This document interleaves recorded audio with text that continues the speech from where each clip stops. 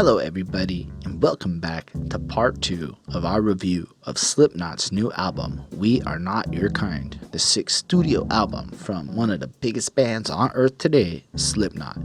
I suppose they've been pretty big for a long time.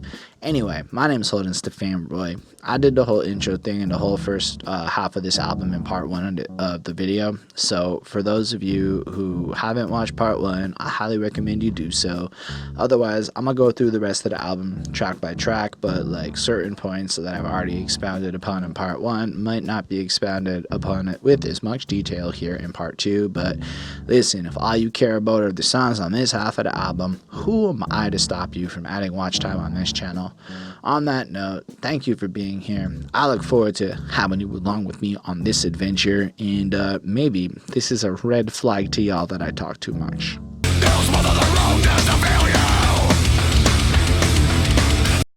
So instantly, this track takes us out of the dreary tone of A Liar's Funeral, which again, truly remarkable song, and then brings us into the hard-hitting Red Flag. It feels like the speed's been cranked back up to top tier. It's aggressive, it's heavy, everything's stomping, but it's also got like some cool musical parts, a little bit more, I don't know, something that goes on about 2/3, 3/4 of the way through the song, a little like solo-y breakdown part where I feel like it just has a good energy to it. Like this one is like, yeah, we know we pushed it on the last one. Here's a little something for you to bite your teeth back into, old school fans who want to just mosh out and push each other in the pit. Lyrically though, I think this song is actually riveting, right? Because we're one track away from an interlude, which I believe changes the tone of the album, because that seems to be what these interludes have done a little bit. And in the last track, we kind of looked at, I guess, the reality of having to kill off a part of who you are, maybe kill off the liar part of you, the darkness or whatever, based on how people see you, and we kind of looked at that in that track. So if you don't like my 2-sentence summary, I elaborated in the other one. But so you have to deal with that situation, and then I think it's kind of moved away again from that idea, and now it's taking a look at the people who make you feel that way in Red Flag. And I actually think this song is meant to change the tone a bit to a little more on recovery note, and move towards what you need to look for. Past just saving, this is escaping, running wild in the middle of weeds. Eyes can't see me, careful with your breathing, get away or they start to feed. Strength's not enough, be defiant. You're looking for a reason to suffer, you'll find it. But if you want to live to be better, begin it. Your energy will keep you from getting exhausted and purge it. And I'm like, whoa, this is really like uplifting. Like nothing on the album has been so directly uplifting. It's like when you feel manic, when you feel like whatever, be careful. You're out there in the world, everyone's fucking dark, weeds is all around. Weeds is like plants, but they're mean plants that serve no good function. People can't see the real you, etc. But what I really thought was the most striking lyric is, you're looking for a reason to suffer, you'll find it. But if you want to live to be better, begin it. So it's almost like at the end of the day, you as the individual has to make a conscious choice. Do I want to continue suffering in my life because I can, it'll be really easy, or do I want to seek improvement? And then if you do, start that journey, because you will be able to purge out the darkness. So if you think about even the cycle of anxiety and depression and the darkness, usually once you've hit your rock bottomest moment, you kind of change your mind a little bit. I'm saying usually, it's not entirely. And when this happens, if you haven't hit your rock bottom moment where catalyst time kicks in and maybe you start looking for brighter days, then maybe you just haven't hit it. So it's not like everyone goes through it all the same, but usually you'll find, a reason to start looking for up again. And I feel like this is kind of reminding you that at the end of the day, in the darkest of darks, it's your choice to start pushing towards it. And then in response to maybe all the people, you don't own me, you can't hold me, this is a beginning, you are an ending. And so it's like my mindset's changing. You can't stop me from achieving. It's just powerful to me. And then you get the chorus with, they'll smother their own just to feel you, they'll get you alone just to steal you, they'll eat you alive just to kill you, nobody will ever have you, used to be something special, now you're nothing new. And if you think about how, like, I guess people treat you, in a sense, it's like they drain you, which we've explored on this album. They take from you, they chop into your creative energy and resources, and then they'll just like discard you. And let's say when you're done, it's over. You used to be awesome and special, and now you're just a has-been in a sense. You're nothing new. And I guess that's what it feels like to be, especially as you get older in the life, when you were something special at a certain point, or especially how many people, even at work, make you feel like a superstar and tax you creatively. And then when you can't keep up the ridiculous hours or the crazy workload, you're nothing new. You used to be something cool, and move on. And then I think we expound on that in the next verse. Vultures salivate, poison to exterminate. It's the dawn of the Renaissance, emancipation, cattle on displacement. You want to reason, but there is no response. I won't allow this to happen. Another situation I feel trapped in. And then, kind of wish you all would fuck off, etc. So kind of like, what I think is remarkable from that is it's almost like he's now realized how toxic like everybody else is in the world. And it's the dawn of the Renaissance, emancipation, cattle and displacement. So now what I think is fascinating about the Renaissance is how art was used to raise awareness in a sense. And you can definitely say that they're taking this album to almost try to normalize going through shit and let you know that it's a real thing, that the way people treat you is poorly. So in a sense, I feel like they're renaissancing in themselves and how they're choosing to approach this subject matter. And you realize that people aren't really reasonable. They're just kind of taxing vultures. And I thought that was just really cool. And then, flows in with the chorus again, and it builds up and is super intense. Then you get to the bridge. Plague, don't panic, don't believe the riddle that confuses me. Bitch, so manic, I can see the light that exposes you, so dramatic. Now I'm so empathetic. Means the bigger the mouth that I can eat you with. Force a habit, good eureka your havoc, but consider the sources you've been tampering with. And I guess it just sounds like, in my journey of self-discovery and shit, I have evolved myself to being a more empathetic, caring being capable of seeing through your bullshit. And that is kind of something that happens usually if you want to become a less egocentric and a more caring person. As you migrate away from negative behaviors, you learn empathy. There's this weird idea that you can't, sometimes that floats around, but you can absolutely learn how to be an empathetic, caring individual. And you often get really good at it. And when you can, it really does feel like I have a bigger mouth that can eat you with, because now I know this much more about you, and that gives me that much more power in this situation. Overall, I thought this track was pretty freaking cool. And then I like just kind of how it ends, repeating, now you're nothing new, like this almost reminder. But again, it feels like, in a sense, now it's like flipped a little bit in the way it ends, where now you, the person coming at me, is nothing new, and I can see through all your shit because I catch all the red flags, because I up my game and I'm ready to go. So it's like these last 4 songs kind of just deal with how people treat you as you're going through a degree of your shit, and then at the end of the day, you're able to identify a little bit the toxicity in others and how to avoid that, so you're a lot more capable. And that's really cool to me. Sonically, I gave this song a 4.35. I feel like it kind of fit in real nice on the album. And next up, we're going to talk about what's next.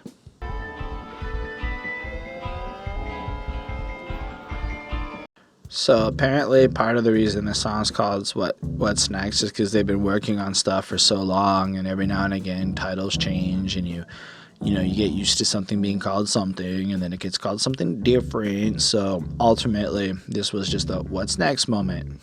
This is another arrangement that stems from Clown, who was heavily involved in, I guess, the little interludes. And it's just this little music box inspired instrumental. It just sounds like a little pony spinning around, and it's eerie and it's daunting, but it's also hopeful, right? Like it kind of has this creepy vibe to it, like, everything's happy yet, but following, I guess, the strong epiphany moment of Red Flag, it seems very fitting that you're ready to kind of deal with the next phase of this journey you're on. And I don't know exactly if I would call the next phase like super positive per se, but I definitely think that we move in a direction that's different than maybe the last few tracks, which felt so directly with the criticisms of maybe at a more societal level. Anyway, I like it a lot. It has a weird syncopated solo-y bit at one point. It's really interesting. It's a cool instrumental, and it totally fits as like an intro part to Spiders. the next track, and I think that's cool. So I gave this a 4.5 because it's amazing, and you can listen to it alone, but it also just perfectly works on the album to move into the next track, which, as we said, is Spiders.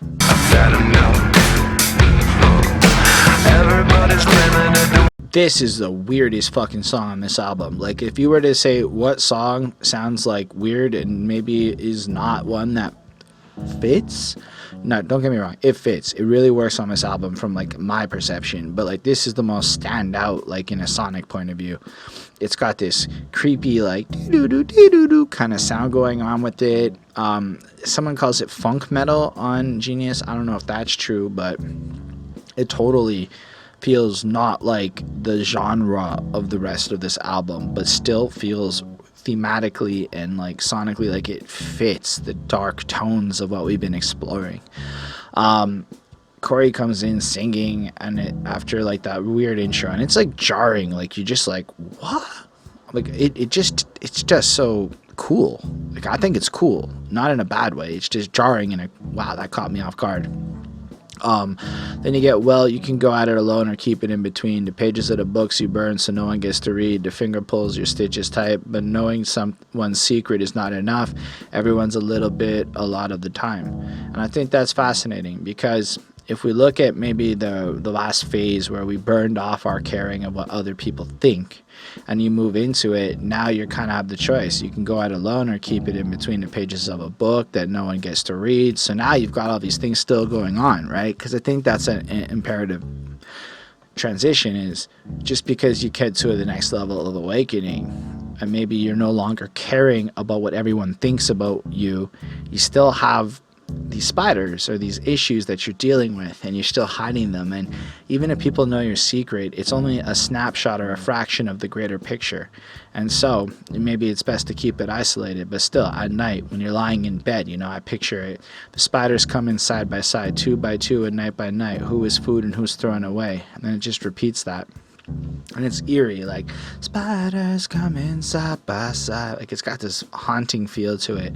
I picture these spiders to represent thoughts and ruminations and anxieties and just different fears and darknesses that can come through it.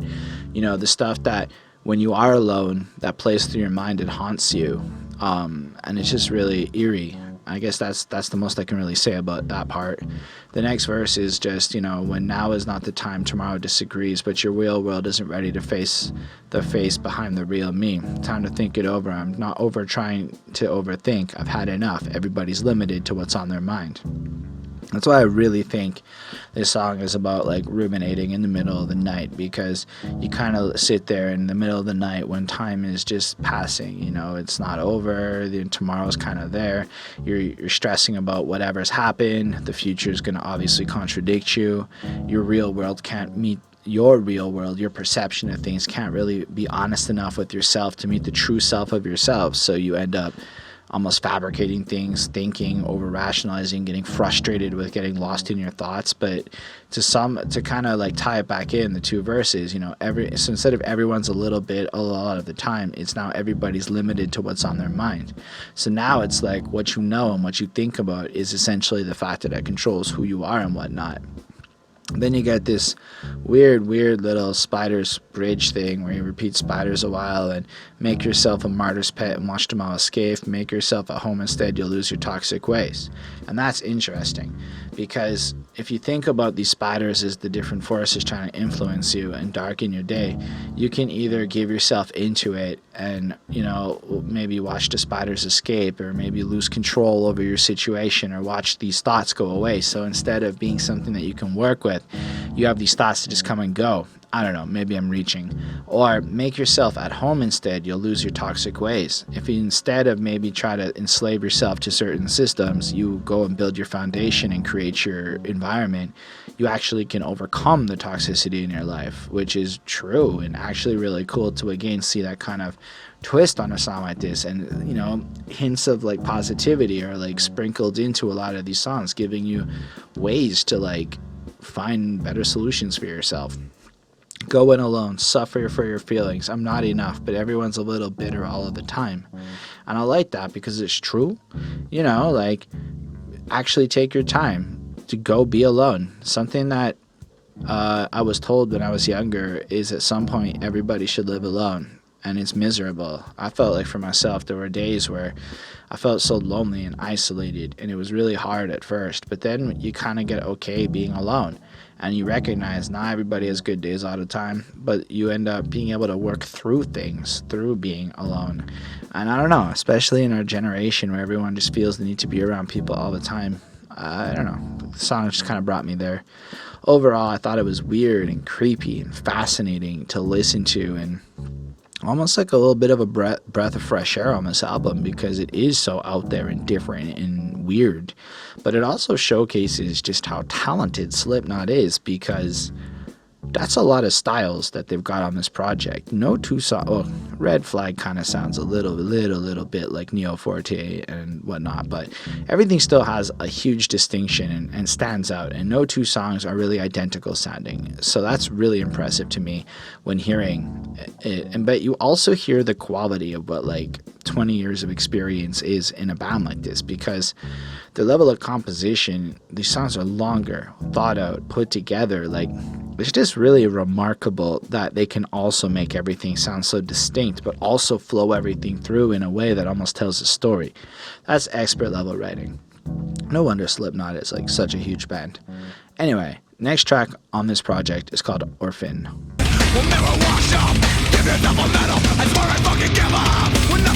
I forgot to mention there was a really cool, I think, guitar solo on Spiders that should have been pointed out, and I forgot to, and you should check it out. Orphan starts off with like a minute of like intro, and it's like stupidly calm, and I would like to quote this guy KG Cylinder over on Genius, as he says, "Another Slipknot doing Slipknot as only Slipknot can track. This Crusher is slightly more traditional than most of the other songs on the album, but only in the sense that it follows that good old fast and heavy verse / big and catchy chorus formula. Then he bashes other mainstream metal bands like they're not cool.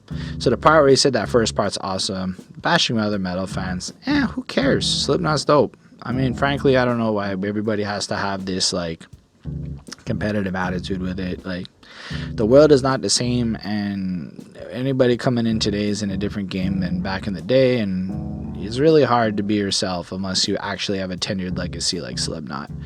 I mean, they could go indie and just still fucking kill it. I think they're still on Roadrunner, but they don't really have to if they don't want to, I believe.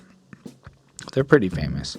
Either way, it kicks in and it's just fast and it's just really strong, and he comes in with the game this like rap-ass kind of fucking, because it's like when Corey has to keep up with the speed of the music, it's like you almost growl rap because it just works. I wept when I realized there were no more demons left to conquer, an opportunity to show my feelings with skin so thick you swear it was armor, a penitentiary that only lets oxygen out. I wasn't ready for a version of the truth to get out. I'm getting desperate. I wouldn't want to fester in another bad dream.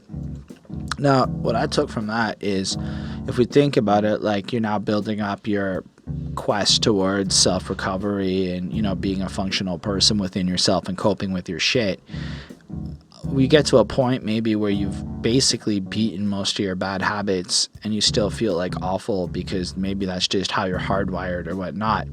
So, you know, I wept when I realized there were no more demons left to conquer, where it's like, it doesn't matter. This is just kind of who I am and what it's going to be like forever. And then his feelings is, he has an opportunity to show his feelings with skin so thick you would swear it was armor. Like, he presents himself in such a way where, like, you wouldn't know anything's wrong, let's say, but simultaneously, he's still got the deepness going on, but perhaps he's evolved himself to a point where you really don't even know anymore what's going on about him. He's not ready to tell you, and therefore you're not really going to know, but deep inside, he doesn't want to slip back into this shit, and maybe things are still real. I'm a man of extremes. I found the flesh and I'm liking it. I'll put an end to all the fucking psychobabble. We eat the meat because the meat had a soul. We take the lives because the hurt makes us whole.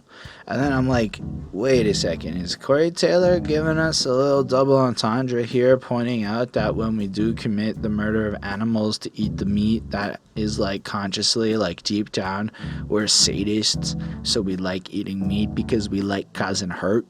But simultaneously, it does look into chasing your addictions and being almost from a self-aware perspective, understanding who you are and the dark things that inspire and push you to pursue shit. So it feels like some of the earlier content only recognizing who you are and almost coming to terms and accepting of it, which is an extremely important part of the growth process from my humble opinion. Then you got the hook or the chorus. I'm not the same. You never had a clue or knew my name. You want to know the story. Take my pain. I am ready. The lie is heard. I am not the same. And then it repeats a bit. You never had the intent to keep my blame. You really want to know who the fuck I am? I am the orphan, the one who killed your world. And I guess what I take from that is people don't necessarily understand who he is or whatever, and when people show him some kind of compassion or whatever and he goes, oh, you really want to understand, and unloads on them, and people kind of fake interest or caring, it almost breaks their innocence or their reality. He's the orphan, the one who killed your world. I'm the one who stepped out of your fragile existence, your fake beliefs of shit, and I smashed that shit because of the pain and the reality of who I am. Maybe I'm wrong, but that's what I took from it. I love the second verse too. Keeping up with appearances with acts of attrition doesn't matter because I know you'll never listen. Before you knew it when you saw it, now you say you never knew it. It was all a big conspiracy. That's interesting because when you do have to fake your shit, it almost is attrition, which is like, I guess, accidental damage or just the cost of your mental health as you try to fake shit. All that, and people don't even care because everyone's so wishy-washy and buying into whatever pop trends are going on. Nobody's really caring about stuff in the way it really is. I don't know. I feel like the second verse just kind of has him feeling jaded with everything. Give yourself a medal. I swear I fucking give up. We're nothing special, just an accidental tweak of a freak and evolution of the kennel is in the fetish you seek. There's still a part of me that's dying in a dumpster, the one who rose as a motherfucking monster. And it feels like, again, the battle within yourself where you kill off the parts of you that like aren't necessarily compatible with everybody else to fit into this world. And I feel like there's this inner conflict that you end up creating an orphan of who you were. And that's something I feel like I'm going through now, where in a sense, to get to where I want to be in life, I have to kill off who I am and create like this bastardized version of myself. And I don't know. Sometimes it feels like the one that's rising is a monster, not the good version. And whether it manifests with good deeds or however it comes out, I feel like inside of myself, I have to embrace such darkness to get to where I want to be, to do good things. I don't know, it's a weird internal flux that I go through. And hearing Corey spit this shit kind of, I found myself relating to it. Like it's really accurate to me, I've seen the future and it's simply burning. I wasn't put here to be so discerning. You want the world to be dissatisfied. You don't care, so why the fuck should I? Should I sell myself to stay alive? And that's another point. So the future of our world is this chaotic destructiveness, and like, why do I have to accommodate you so much and try so hard to put up with your crap? Because at the end of the day, people don't care. So you go through all this shit to appease this instantaneous moment when people don't really care that much. I mean, people care. People care about you individually if they're within that like 150 people in your circle type shit. If you look into it, apparently we only can really maintain 150 relationships at once in total. So it's not like, everybody gives a shit. So everybody expects you to be away. But what's the cost of that, and why do we even bother when at the end of the day everyone's burning it all down? Then I like when he goes in the bridge, everyone has something, someone here has everything. So that's true, because we all have a little something going on out there, but when you really look around, there are people there who probably have this everything, who have it all figured out or privileged or however he wants to break it down. But the truth is that maybe we all have something, we all feel like it counts for something, but there are just people here who have everything. And I like that because it just sets up this darker, grander tone to everything we've heard. Tell me about it. I would love to touch it. The way I hear it, the way I ruin everything I touch. I never thought I'd get to say I'm sorry, but then again, I think you ask too much. To this, to that. And then he goes like, too white to be black, too black to be blue, too sick to be me, too fucked to be you.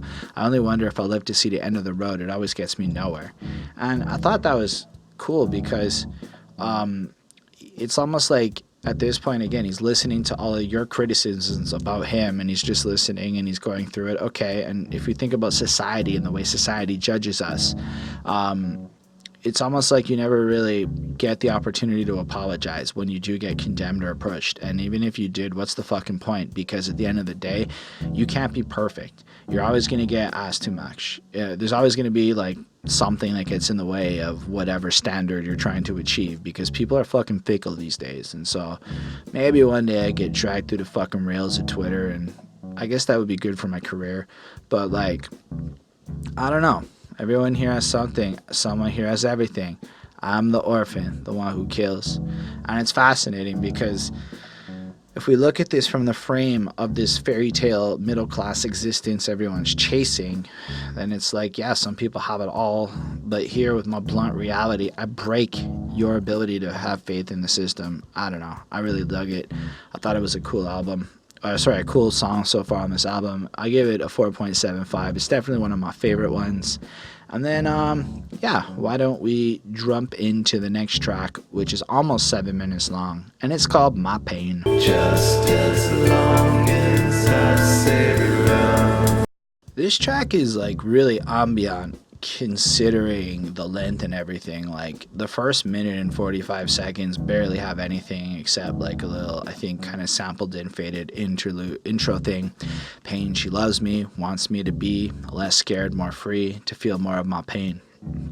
Almost painting, I guess, anthropomorphizing pain as this person who cares about you in a sense and wants you to almost embrace everything about it so you can experience and feel more pain. It's almost like pain wants you to train yourself to handle even more of it, to just dump onto you. But it's done over this like slow and gradual build up and just kind of almost synthy and like I don't know, it's really cool to me. It's such a different song, and then it like kicks in and it has this calm, somber darkness to it, you know.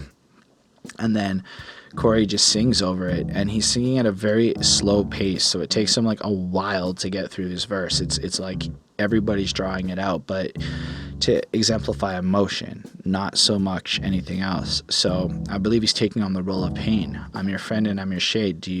Do what you want, just remember it's for love. I'm your wall and your rock, don't run away, don't forget it's only for love. I'm your chain and I'm your lock, there's no escape just as long as I say love. I'm your death and I'm your cold, you end with me, remember this was never love. And what we're seeing here is almost, and it doesn't have to just be pain, it could be whatever addiction is in your life. It starts off like, I'm your friend, I'm the good thing you're going to escape with. Let's say it's drugs, you get high and it's amazing, it's your way of coping, whatever. You can do it, you can indulge it because it's all about love. Then in the second part, I'm your wall and I'm your rock. Don't run away, don't forget it's only love. So you get the security, you get the sense of like comfort as you really get into it, and it becomes the thing you use to escape more regularly. It becomes your foundation, how you cope through things, but it's all love. Then it evolves into the next phase of addiction when you can't escape it, when you just need it, when it's not so good anymore. And then it's just, there's no escape, just as long as I say love, because you love it, right? You need it, you've got to have it. And that's just what it is. So some people it's literal physical pain, other people it's food, other people it's whatever it is. But when it's toxic and unhealthy, it almost always evolves to, I'm your death and I'm your cold. You end with me. Remember, this was never love. So it's this evolution of something that looks like love at first and gets you hooked until the point where you realize you're ensnared and you're almost dying, but it was never love in the first place. Then it resonates love. I'll take this and I'll take that. I'll take you too. You can never give too much. And it's just showing that under the illusion of love and good things, your pain is going to take everything it can until you're gone, until it expands and whatnot. And it really just kind of hits heavy, like pain using, like just loving pain. It's a complicated thing with this outro that goes, I've always felt this way for you, in a sense where this is how your relationship with pain actually kind of is when you look back and you think about it, almost whoever you are. And it's almost something that we've always been hooked on. We've all got our vices, we'll say. Either way, this I think really fits the album, because in Orphan, Spiders, you have like the fact that you've got all these things coming through your mind, and you've got the internal battle now. So you've dealt with the external battle, now you've got the internal battle. And in Orphan, it's like how your reality's fucking shit up. And so again, continuing on the internal battle to My Pain, or the ultimate form of self-awareness, where you recognize the toxic habits in this kind of direct way. And it's really powerful to me, and I thought it was really cool. So I gave this a 4.5 on 5. I gave it a 4.5. And I would just like to point out that the k sound in the way he says rock is just so pronounced and so perfect that it really just stood out to me, and is an exemplary, skillful use of a freaking K sound, because not many people, like, that's actually a hard sound to make sound good. Like the end of those kinds of words, like thought, to add that T in at the end, it's fucking complicated. I find it to be such a weird thing that I deal with when recording. I digress. However you might feel about this show, sometimes it feels like we're all not long for this world.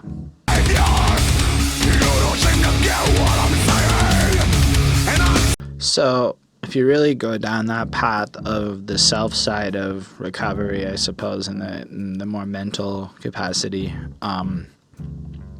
you might hit the really darkest parts. And even if you're going through your self-awareness journey, I think one of the things you need to do is come to grips with exactly how far you fell and the consequences of that. So in a sense, a lot of this album kind of reminds me of the way the 12 steps of recovery have you confess your life and the worst things you've done and whatnot. And in a sense, I feel like before we can get to the last track, No Long for This World is like admitting to some of the worst shit that's gone on and just how he's dealt with it. Like, part of the Iowa recording sessions has him doing shit like slitting his wrists and whatnot in the studio just to like get to a mind space or whatever. But we see him kind of explore that. The song kind of kicks in and has him singing this in like a weird fadey kind of sound before it like really picks in for the chorus.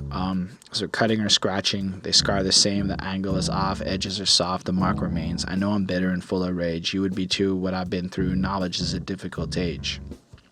And so I guess, so to me, it doesn't sound like he's doing it. It sounds like he's thinking back on it, like understanding and reflecting. Here's the truth about it. However you hit it, whether you scratch with your nails, you cut or whatever, this is kind of the situation.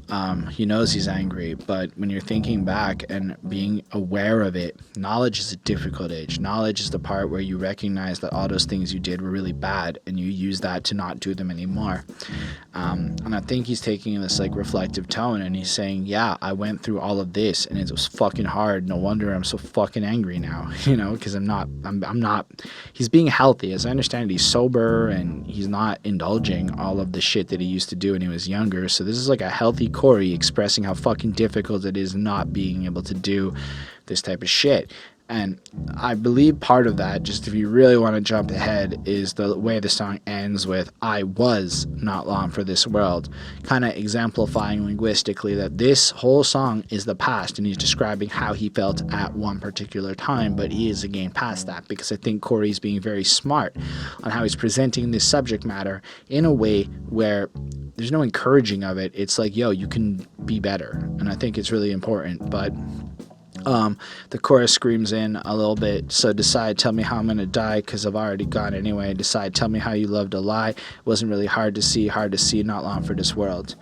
I saw somewhere somebody said this might be a little bit about his divorce. How are you, the person who claimed to love me, and now going to abandon me?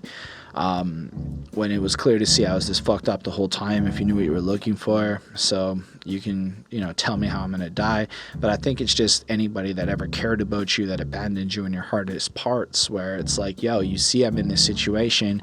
Why are you, I guess, abandoning me? But in the same way, like kind of taking a little more of a melodramatic tone, you can see by my state of mind, I'm at the edge. I'm not going to be here much longer.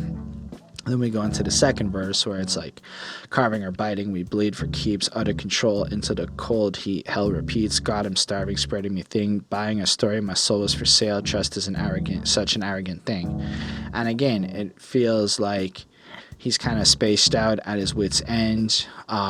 He's telling people maybe stories, maybe he's convincing people even in a way that all of the self-hatred and whatnot is a good thing. Or if you look at it from a different way, by putting all of his shit into music and going through hell, let's say, to create albums or whatnot, it's kind of like your soul's for sale at that point, because you're putting your soul out there and people are literally buying the product of it.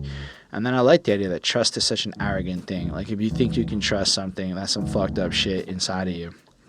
And that is a perception, I guess, that is bad. Like, one of the things I saw in my like efforts to like learn how to get along better with people is just the complicated nature of learning to trust after being jaded.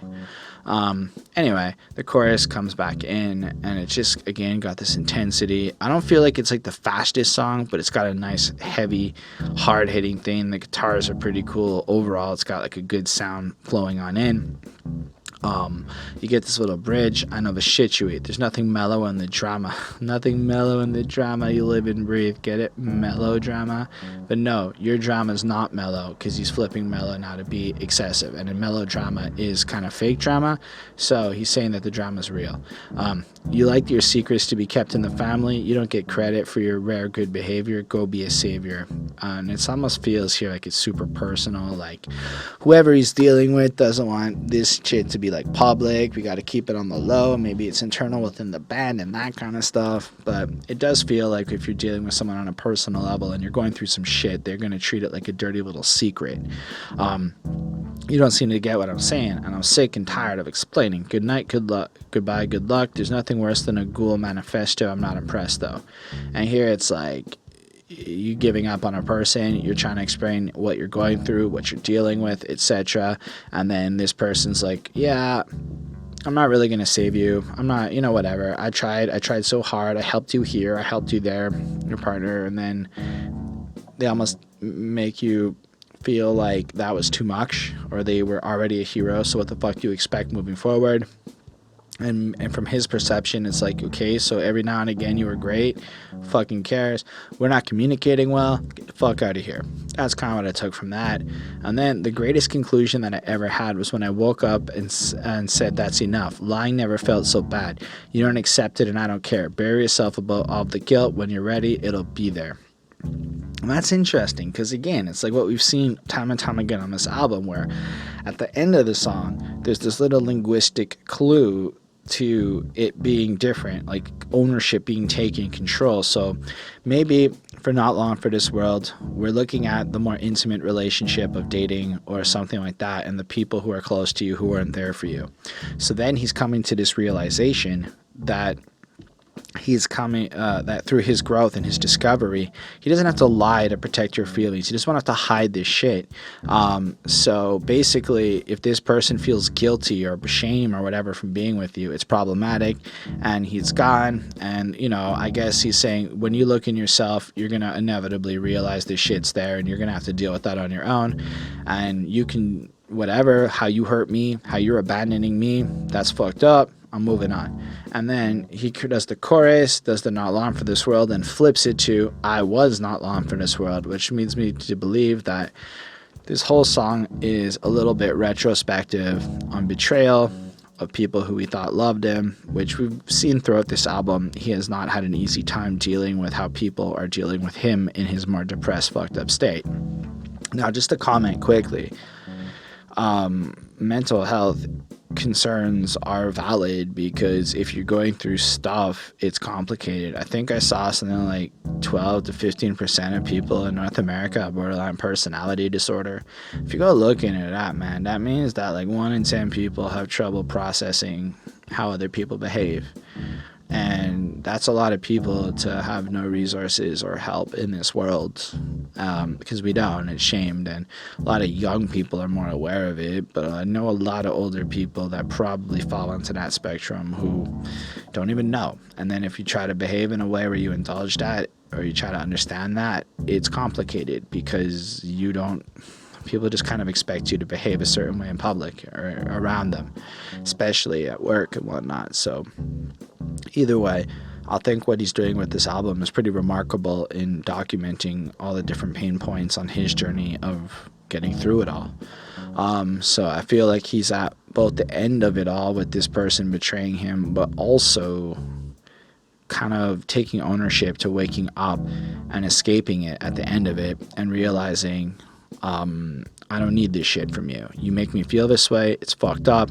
Whether it's his pain, because it could be that the girl or the woman or the person that's betraying him here is the friend that is pain, as was described in it, or it could be how people deal with him. I like the vaguity. Anyway, there is just one more track for us to talk about on this album, and let's talk about Solway Firth.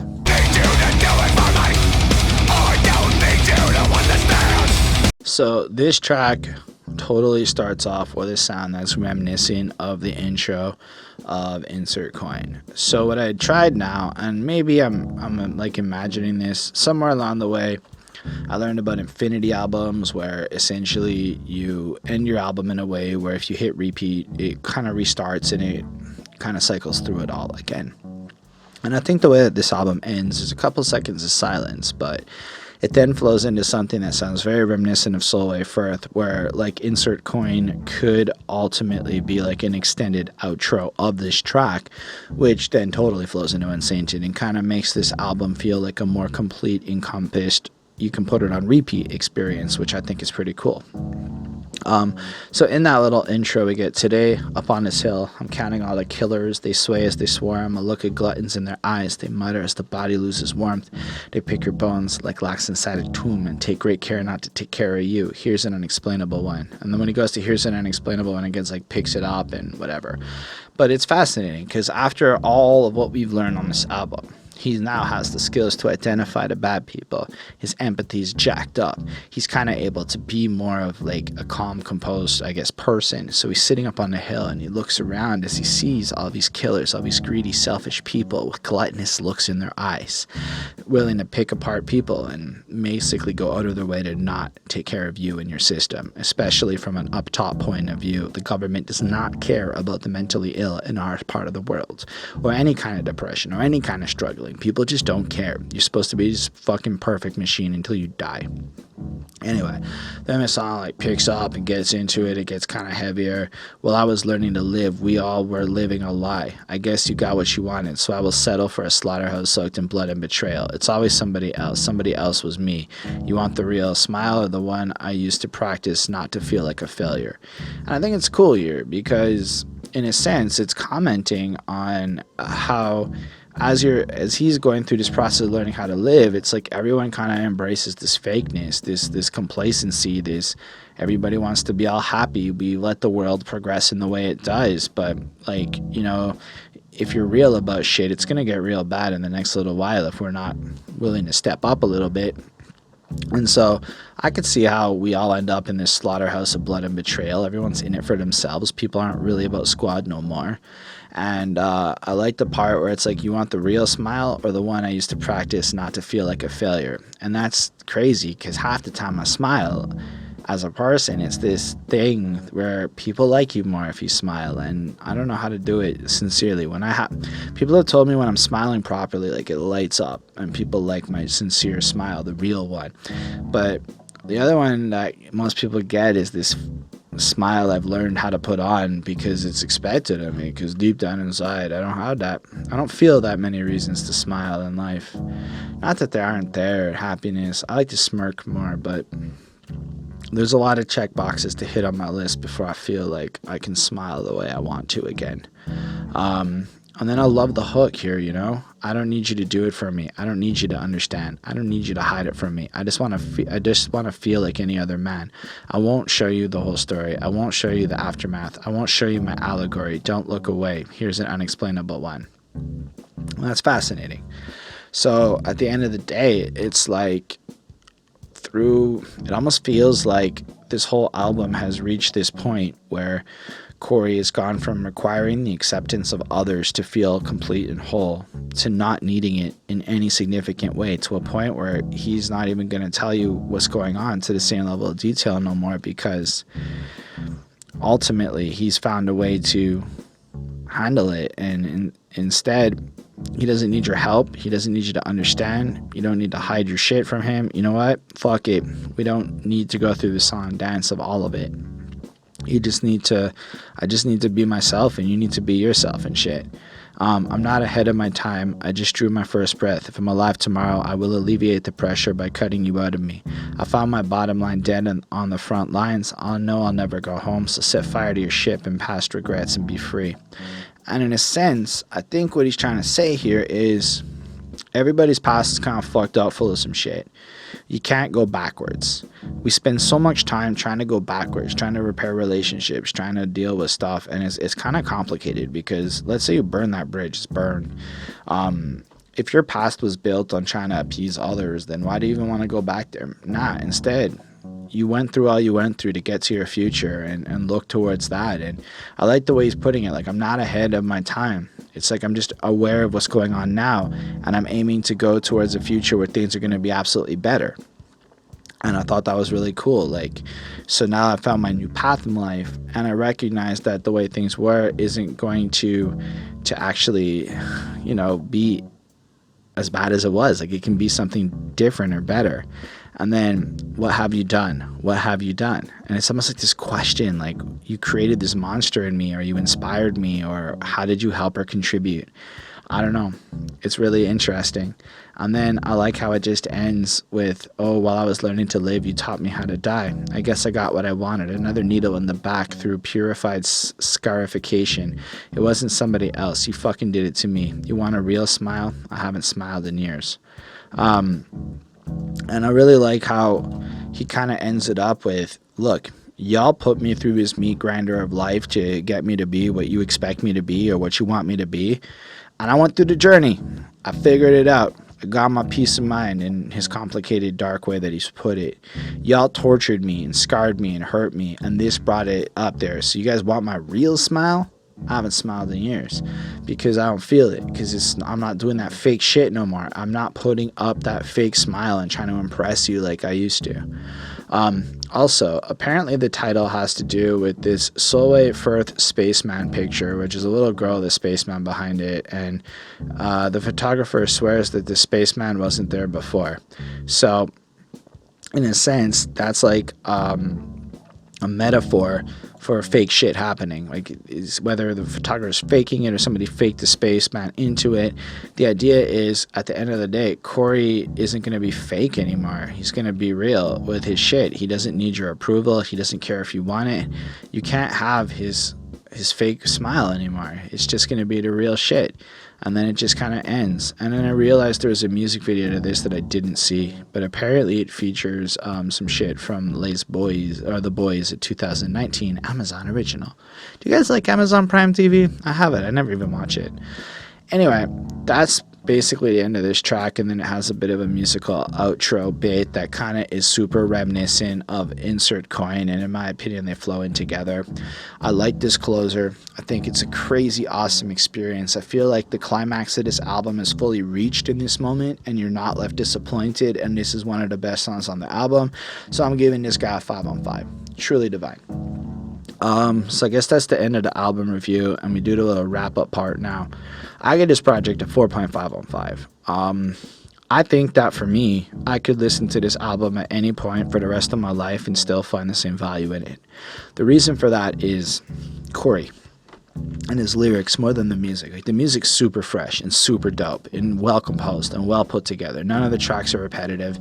Everything gives you a good range of hard intensity, somber sadness, and like calmer experiences. But the truly remarkable thing to me is the honesty and universal truthness of Corey's message and how relevant it is to our current society, where things like anxiety and depression are almost at unprecedented rates, where people don't know how to cope with being around others, or how to fit into a society, or how to deal with contradictory social norms and toxicity. And it feels like here we've got this journey of a guy who has put himself through the meat wringer of trying to figure out how to be better, how to cope healthily with the situation, and documented his painful journey of almost cutting off the toxic demons from his life slowly to get to the point where, even if it's not glorious or fun, he is able to be the person he chooses to be, whether or not you like it. And ultimately, I'm like, yo, did Slipknot just drop this mature album about self-growth? Like, is Slipknot? Maybe they've been like this the whole time. Like, maybe they haven't. I just missed the whole freaking point on it. But this album could be a self-help book for how it's structured. And as a 31-year-old, that's fucking cool to me. I'm into that shit. If you see behind me, I got a bunch of books. Like, based on a lot of the stuff I've been reading and learning, I think Corey did a really great service to the world with the lyrics he chose to write for this project. I think everyone else is dope. And I like the new masks. You can tell me what your favorite set of masks is from Slipknot. And that's about all I got to say about this project. Oh, given my grade, I would call this a pretty good modern, like, metal, rocky, classic thing. I don't think a lot of albums are going to be so well completed like this. Like, what I'm saying is this is an A to Z, well thought out, polished experience. Like, a tenured band who knows how to create a classic album wrote us an album that I'm going to call a classic album. I don't think there's anything wrong with this project. Like, I mean, I'm not giving it a 5 on 5 from preferences and taste, but objectively speaking, this is a well thought out, non-corny experience. There was a couple of corny lyrics, but like 2 on a full album. This is amazing. And really, if you guys are like, yo, come on, Holden, the Greyhead Chapters was exactly like this, fine. Let me know what other albums are this well put together by Slipknot. Is Iowa this well put together? I really couldn't tell you. Is Self-Titled this put together? I don't know. Either way, I would love to hear what your favorite Slipknot album is, what you thought about this project. I don't know. Did you play a good video game this weekend? Let me know. Did you have hurricane seasons fucking up your shit? And if so, I hope you're okay. But let me know if you had some drama go on. I don't know. I'm a little bit weird sometimes. Thank y'all for watching. It means the world for me, at least, and us, that because there's more than me in the channel, that we care about y'all being here and watching. It just is kind of awesome. So thank you. If you want to leave a comment, you can. I'll make the effort to respond to you. You can like the video if you thought it was cool. You can subscribe to the channel for more reviews. Mostly it's hip-hop, but I'm trying to get some other stuff up in there. Special thanks to the patrons, Ismail Gadamsi, Chris Prado, Jonathan Barnes, TJ Black, Hurricane, Lindale Williams, and Coney Sparks. They're dope. They support what we do. They help us get a new camera. They tell us what albums they want to see us review. Gonna be paying for our website soon. These are freaking dope like that. And if you want to support this channel and help it get to the next tier, Patreon is an excellent way to do that. I also make music. You can check that out in the description of this video. I'm very grateful for you to be here, like I've said, and have yourself a wonderful day, night, evening, week, whatever you watch this.